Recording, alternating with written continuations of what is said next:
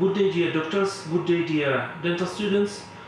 My name is Apokin Alexander. I am a general dentist and I welcome you on our Rubberdamology YouTube channel, where we creating and publishing series of self-training educations for applications rubber gum isolations in the mouth cavity of your patients during your clinical work.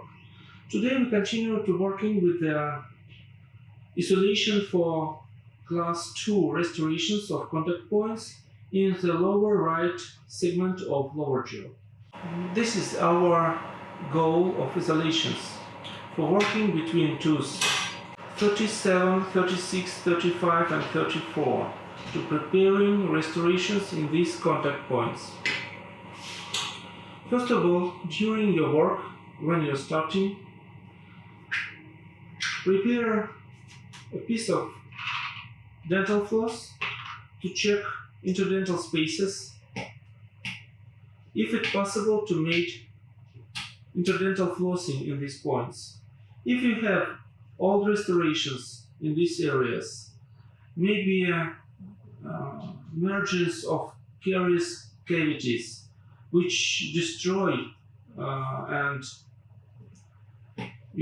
this dental floss, so you must take your handpiece and remove all unnecessary parts of all restorations and caries, enamel margins, to have enough space to make placement interdental rubber gum parts.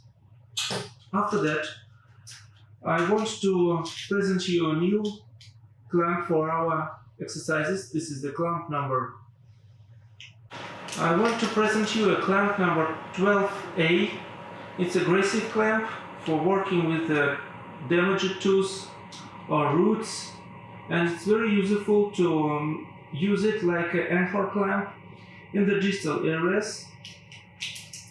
And when you're starting to work with the rubber gum, it has wings, and it's very useful to work at the start of your clinical practice. For our exercises, we're using rubber gum plates Nicton medium and thin, of course, and start to fix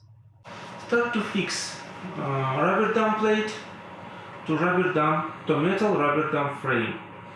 It's very important to start with the fixation rubber gum plate on frame, because you have standard position of rubber gum. You did not need a help or assistance of your assistant, because it may be sometimes different and you did not have enough orientation with this frame margins and sides, so you cannot make proper position perforations in rubber gum if you did not use rubber gum frame. When we using rubber gum to isolate lateral side of tooth, the second clamp I'm using is the clamp number 2 for premolars. When you make many perforations for tooth, it's very easy to distribute all these perforations over the tooth and fix clamp at the mesial side to prevent unnecessary movement. Also, we check stability of this clamp, but remember to place clamp arc mesial, at this case to the mesial side. But for anchor clamp, you must turn it to the distal side. Then remove clamps.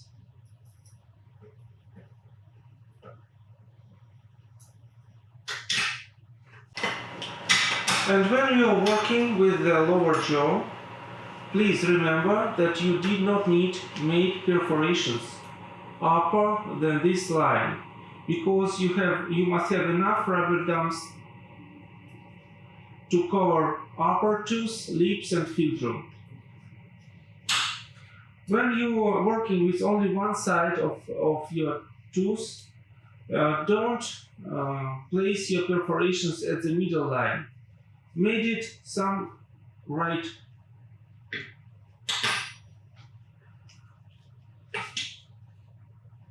For molars, we're using a big holes for molars, smaller for premolars, and this is enough for our work today. Making a first perforations for tooth number 47, then make space between margins of these perforations 5 mm. For class 2 it's enough. For class 5 you must make space more, some about 7 mm.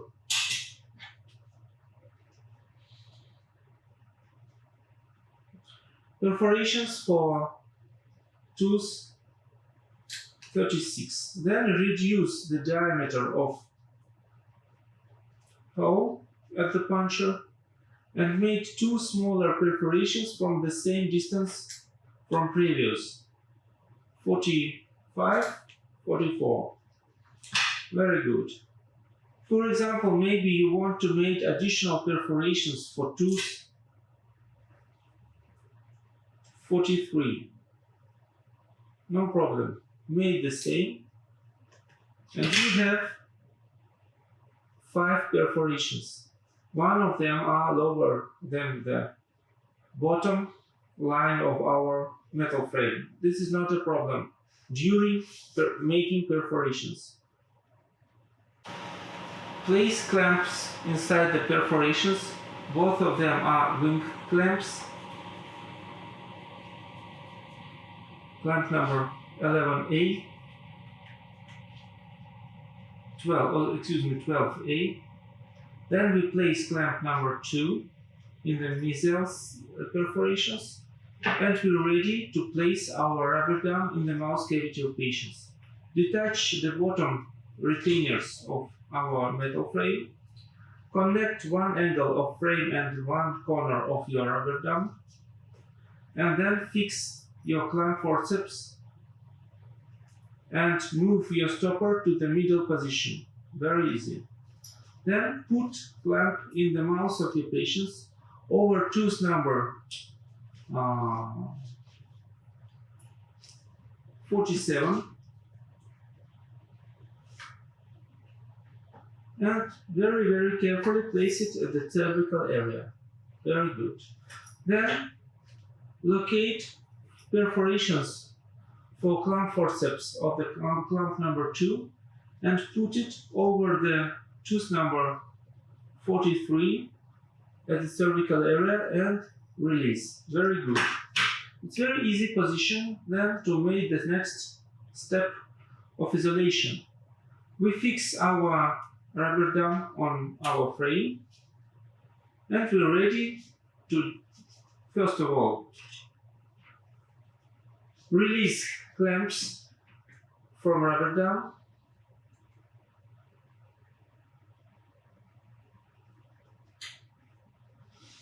Remember that clamps have perforations for clamp forceps, and you need to prevent water to go to mouth cavity of your patients and saliva go out from mouth cavity to your working area. So remove rubber gum from clamp wings. It's very easy to performing with a sharp periodontal probe or maybe therapeutical probe. Then we need floss to make interdental flossing and put our rubber gum parts to interdental spaces.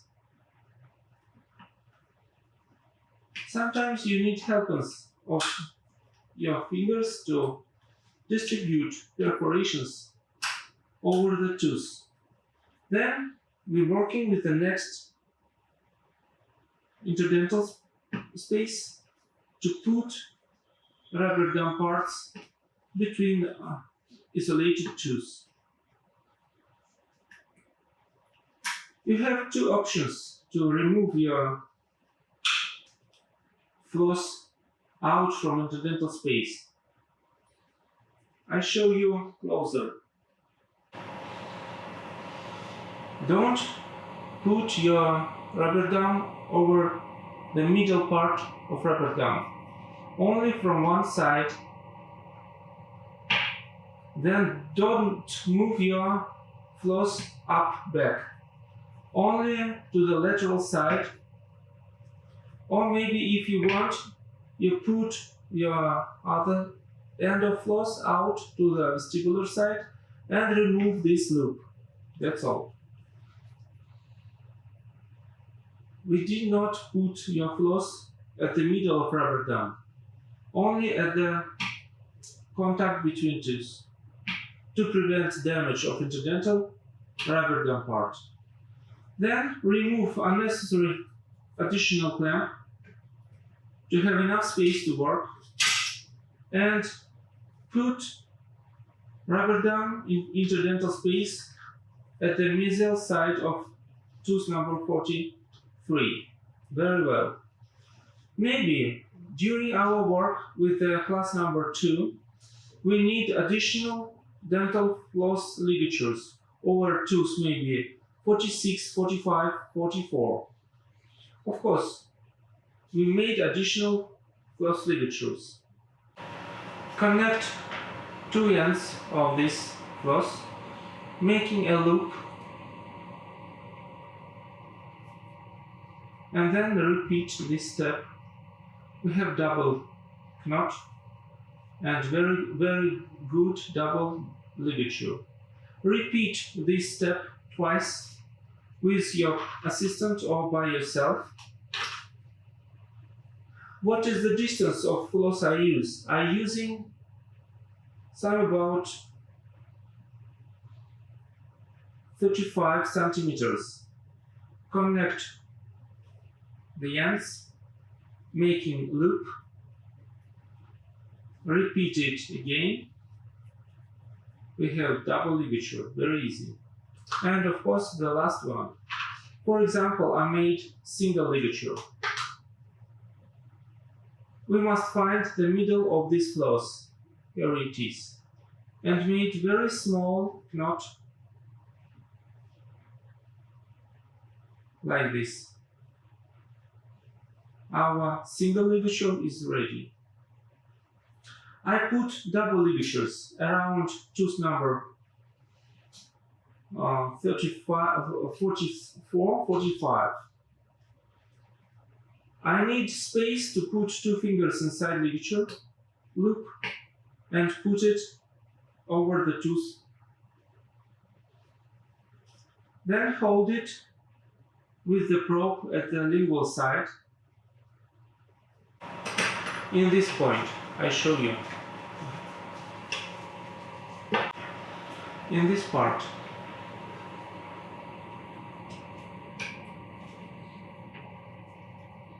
And carefully move your dental floss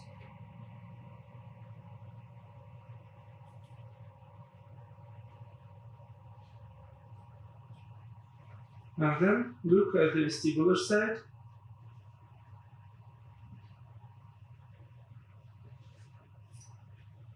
We have very good inversion and we're able to work with the class 2 restoration. Place the next double ligature around tooth number 45. The same work.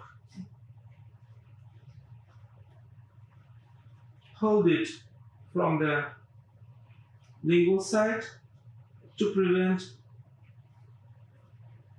unnecessary out of our floss ligature. But we have very good perimeter of this crown and we did not have such problem. But of course I check position of floss in the cervical area at the in the lingual side and then stretch my floss loop around the tooth. Very good. For example, place the single ligature around tooth number 46. The same work, but you must select only one floss. It's shorter, of course, to stretch our ligature. and we have work with two ends, and maybe sometimes we need also made additional knot to fix this point.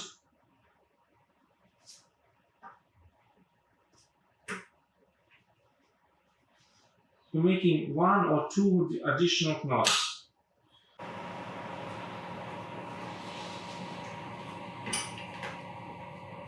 Some about this.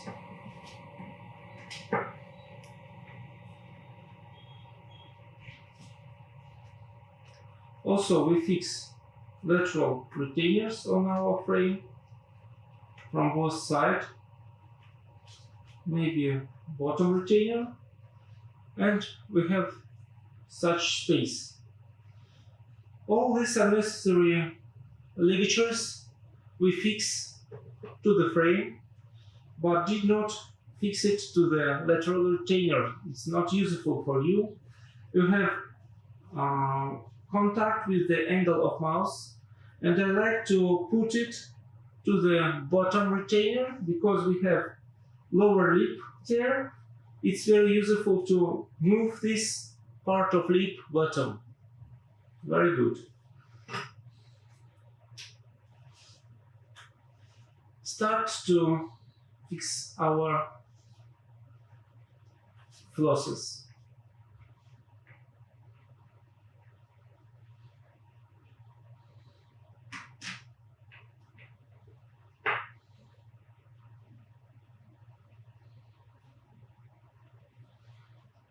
We have two variants. If we have long flosses, we fix it only around retainer.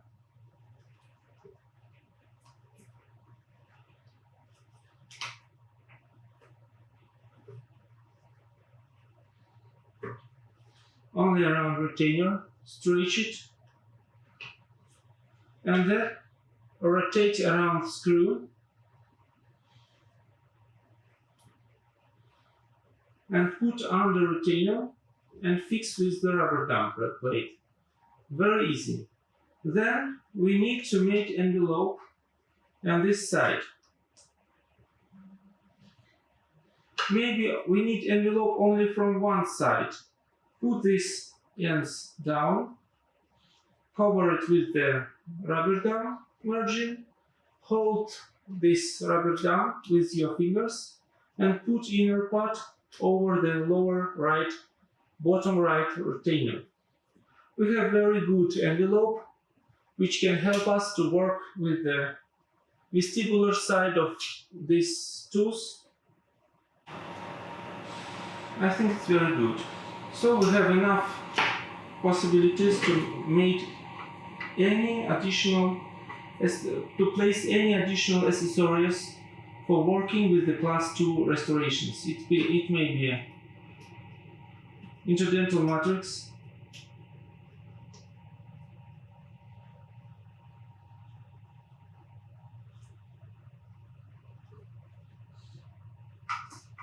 any kind, for molars and premolars.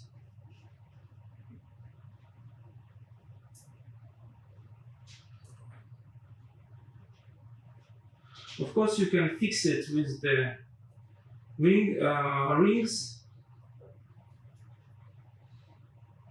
to working with molars.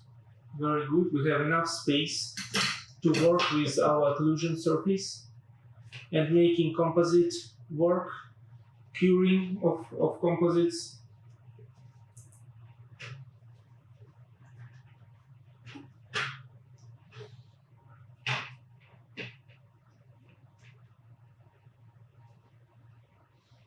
Working with the composite curing and replacing position of matrix rings to the other tools. It's also no any problems. And of course placing interdental wedges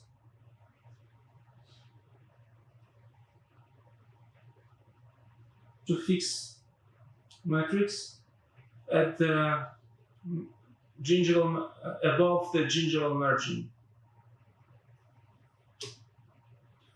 So remove all our instruments, accessories, ligatures, and start to remove rubber dam. First, remove angle, then detach floss ligatures,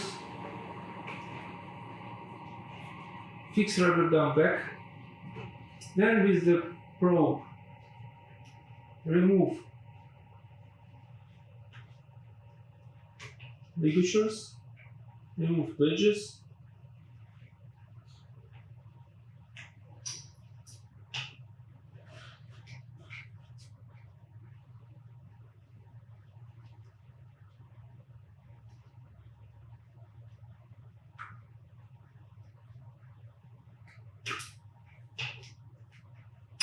and then remove clamps and rubber dam.